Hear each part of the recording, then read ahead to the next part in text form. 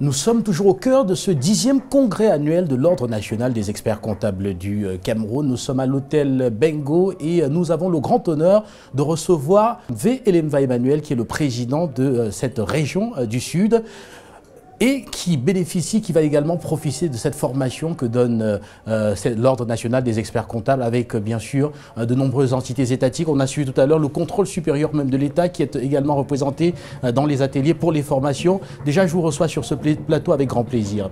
C'est un plaisir partagé et vous me donnez là l'occasion de m'exprimer pour une rare fois sur les antennes d'Africa Media, une radio, une télévision que je suis avec beaucoup de plaisir. Merci, merci à vous. Et quand on parle de ce 10e congrès annuel de l'ONECA sur la transparence, on voit directement, on vous voit en tant que décideur régional, vous êtes ordonnateur et vous êtes amené à pouvoir connaître déjà tous les outils qui sont, dont dispose l'État pour veiller à la transparence dans la gestion. Et on a l'impression ici que vous êtes comblé parce qu'on vous a vu tout à l'heure, on vous a même écouté avec préciser le grand intérêt qu'il y avait aujourd'hui pour le décideur local de suivre ces formations dans le cadre de ce congrès. Tout à fait. Je crois qu'il faut préciser ici que le Conseil régional du Sud est encore sur ses fonds baptismaux. Nous n'avons que 6 mois, 7 mois pratiquement d'existence. Et pendant ces 6 mois, nous nous attelons à mettre en place, à installer le Conseil. Sur le plan physique, nous avons de nouveaux bâtiments qui nous ont été donnés gracieusement par le gouvernement de la République. Et nous avons organisé récemment notre premier conseil budgétaire pour nous doter d'un budget. Et nous sommes également en train de mettre en place l'ensemble de nos outils de gestion administrative, gestion financière et autres. Nous sommes donc dans cette phase d'installation, de structuration. Donc, cette réunion, cette rencontre avec ONECA, avec les experts comptables, est pour nous la bienvenue. Parce que nous pensons que nous partageons le même souci de transparence que le gouvernement de la République qui l'a prescrit dans notre cahier de charges. L'amélioration de la gouvernance, de la transparence, de la gestion de la chose publique. Et lorsque nous mettons en place ces outils, vous comprenez que l'accompagnement des experts comptables, d'ONECA, ne peut être que souhaité. Je crois que dès le départ, il faut se doter de ces outils de contrôle, des audits internes. Et c'est très important que ceci se fasse au moment où nous installons pour que nous ne prenions pas de mauvaises habitudes. Je crois que la transparence et la bonne gouvernance sont des impératifs de management qui entrent en droite ligne de ce que je souhaite pour la région. Nous avons des hauts cadres que nous avons recrutés ou qui ont été nommés. Nous avons un secrétaire général qui est l'ordonnateur délégué, qui est un administrateur civil principal. Nous avons un régisseur régional, un receveur régional qui est un inspecteur du Trésor de haut niveau. Et nous avons des cadres qui s'occupent des budgets, qui sont également des inspecteurs principaux du Trésor. Vous voyez, nous essayons de nous entourer d'une grande expertise, qui ont une expérience, longue expérience de la gestion de la chose publique. Et comme je l'ai dit, l'accompagnement d'ONECA ne peut que compléter cet arsenal que nous allons mettre en place pour une gestion transparente et une bonne gouvernance de notre institution. Et nous sommes, pour chuter par là, conscients du fait que nous avons une double appartenance. Nous sommes un démembrement de l'État. Nous sommes aussi une sorte de structure privée qui peut réaliser un certain nombre de projets rentables qui obéissent aux règles normales de gestion et d'encadrement sur le plan comptable. Et donc, nous nous sentons à l'aise et nous pensons que nous serons bien plus crédibles sur le plan national qu'international au niveau des banques, si nous pouvons certifier nos comptes, si nous pouvons afficher une transparence, une bonne gouvernance de notre institution.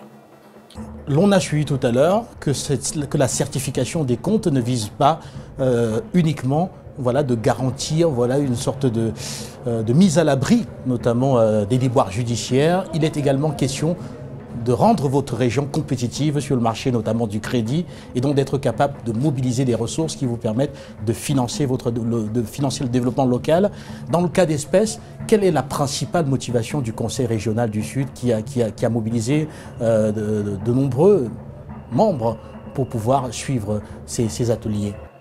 Vous faites bien de le relever et j'insiste là-dessus. Nous avons une mission de développement local qui regarde l'économie.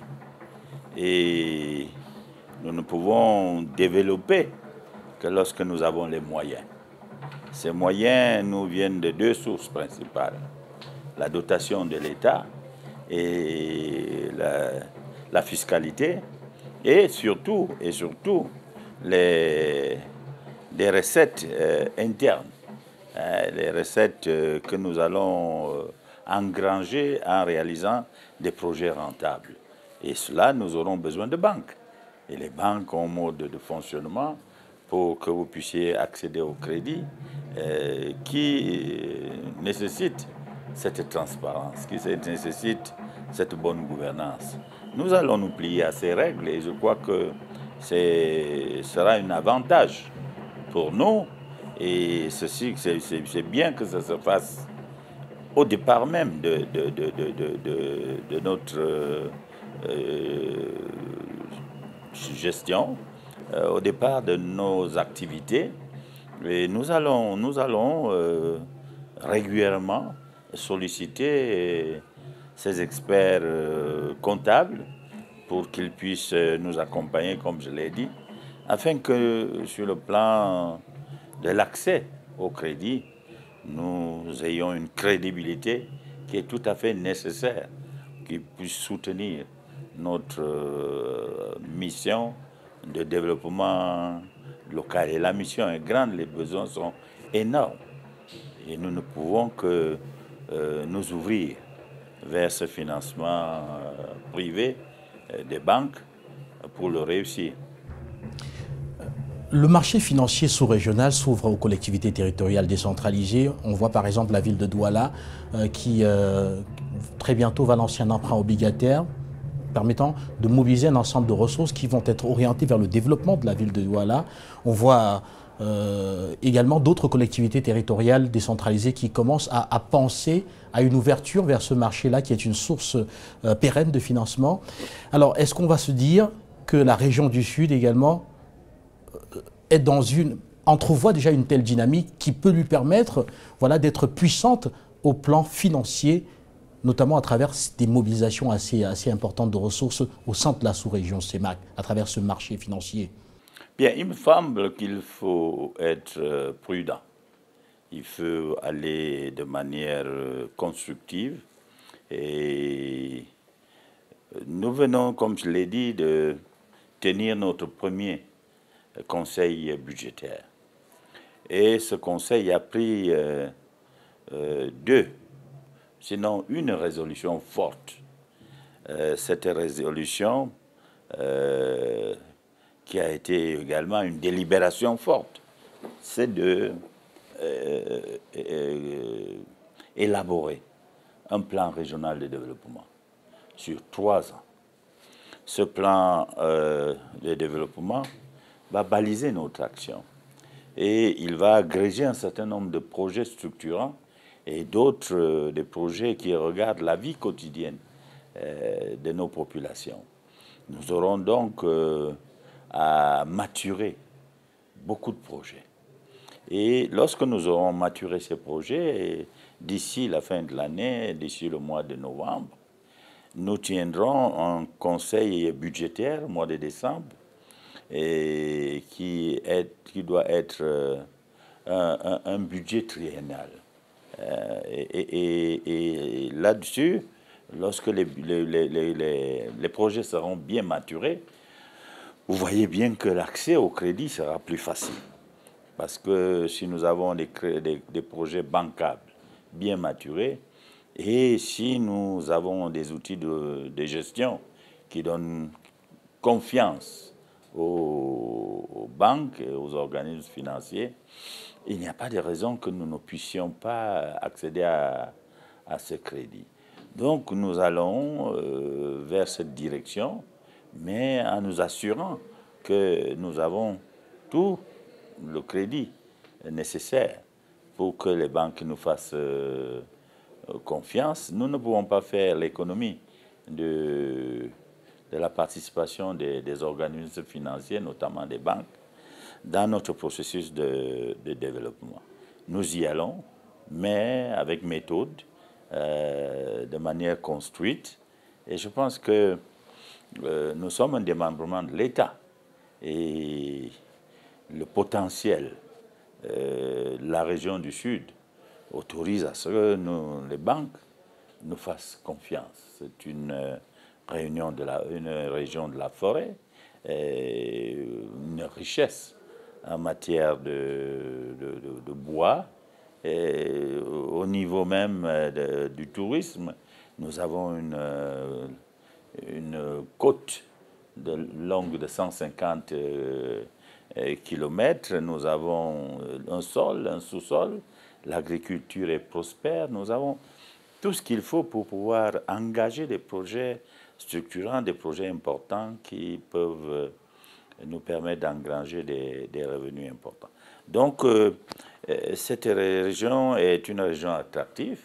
Et lorsque vous avez une région attractive, elle est convoitée par les financiers de tous bords. Mais à condition que vous ayez construit vos projets, vous ayez suffisamment maturé et qu'ils soient soutenables, bancables. Et nous sommes dans ce processus. Merci à vous. On va sortir de cet entretien par cette toute dernière question. Tout à l'heure, on a suivi un rapport d'évaluation justement des capacités de gestion des collectivités territoriales décentralisées à travers le Cameroun, où on a suivi qu'il y avait certes une volonté manifeste de respecter les textes, mais qu'il y avait aussi une méconnaissance des textes et qu'il y avait aussi parfois un rejet de certaines procédures, notamment les appels à candidature qui devraient normalement précéder tout recrutement. Alors, ce rapport, vous l'avez suivi. Quel pourrait être l'impact justement des recommandations de ce rapport sur dans votre région? J'ai suivi avec beaucoup d'intérêt ce rapport. Je pense qu'il plante le décor et nous avons obligation de faire mieux que les autres, mieux que par le passé. S'agissant de l'appréciation, de la connaissance des textes, c'est pour moi le lieu de vous dire, parce que vous ne le savez pas, que le Conseil régional du Sud est l'un des plus relevés. Nous avons parmi nos conseillers des anciens ministres de la République, des secrétaires généraux, anciens secrétaires généraux des ministères, des professeurs agrégés d'université, de médecins, d'anciens directeurs généraux, inspecteurs généraux, et que sais-je encore, des ingénieurs. Donc, autant d'expertises qui nous permettent d'être confiants quant à à l'analyse des textes, à la maîtrise de ces textes. Nous avons un bureau du Conseil régional qui est composé de très grosses têtes. Donc, vous savez, nous n'avons pas d'inquiétude quant au niveau de compréhension, d'expertise des organes de gestion de notre région. Nous allons en faire un bon usage, de telle sorte que nous ne soyons jamais pris à défaut. Nous avons des inspecteurs principaux hors échelle, des impôts, des douanes, du trésor, et des anciens directeurs généraux qui ont eu 15-20 ans de fonction. Et ça nous rassure, hein, du point de vue de la qualité du personnel que nous avons. Tout cela, je crois qu'il faut un management approprié pour que cette expertise se traduise par un management, la réussite de nos projets, la réussite de nos actions. Donc, le constat qui a été fait nous donnera des bases à partir desquelles nous allons éviter aussi les erreurs qui ont été relevées, et nous mettons en place. Vous savez, la région, c'est une sorte de management qui a un visage. Nous étions avant dans cet État centralisé jacobin. On ne savait pas trop qui décide. Le ministre, la présidence, le premier ministère. Mais maintenant, les compétences sont transférées aux régions. Tout le monde connaît ses compétences. Et aujourd'hui, s'il y a un problème, nous ne pouvons pas nous dérober. On viendra vers le président, qui est accessible. C'est aussi cela, une gouvernance de proximité, qui est accessible partout, par la population. Nous aurons à répondre de nos carences, et nous voulons, notre volonté est affichée, que nous transformions fondamentalement les conditions de vie de nos populations. J'engage tout le Conseil dans cette direction. Notre souhait est tout simplement que ce transfert de compétences et de moyens ne soit pas une fiction. Parce qu'il faut le dire, jusqu'à ce jour, nous n'avons qu'un transfert de compétences. Nous attendons encore les textes d'application, en caressant l'espoir qu'ils vont arriver dans les prochains jours.